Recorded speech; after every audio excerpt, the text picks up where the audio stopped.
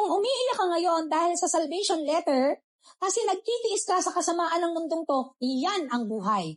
Ang sinasabihan dito ay mga taong nabago ang pamumuhay. Kasi mahirap po ang daan. Paniwala kayo, araw-araw akong umiiyak kasi ang hirap-hirap, ang kipot-kipot ng daan patungo sa langit. Sasabihin ba ng Panginoong Hesus na makipot ang daan sa langit kung hindi ito nangyayari ngayon? Diba?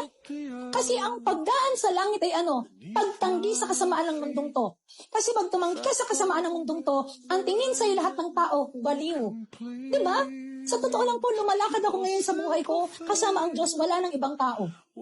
Kaya ang hirap-hirap, umiiyak ako araw-gabi kasi bakit? Sinasabi ko sa Panginoon, ang hirap ng ginagawang to. Kasi nga, ang tao ay corrupted. Ito ang sinasabihan doon. Itong mga taong new creation ng Panginoon dito bago tubusin. Anong sabi?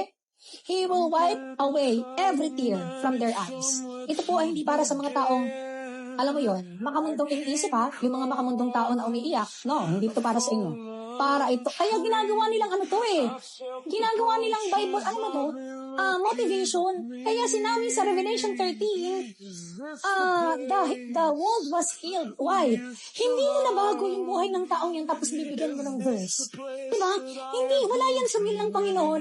Bibigyan mo ng ganyang verse. So yung will at way ng Panginoon sana para baguhin siya, binigyan mo siya ng motivation para lumakas yung loob ko para magpatuloy sa makamundong bagay. O, diba? So, kailangan kong basahin ng buo ang salita ng Panginoon para ma-realize ng mga tao ang tamang proseso ng pagbabagong buhay sa salita ng Diyos. Kaya ngayon, yung mga taong makamundo, nagkakameron sila ng power at lakas. Ito nga yung sinasabi sa Revelation 13, yung kapangyarihan ni Satan, the wound was healed. Diba?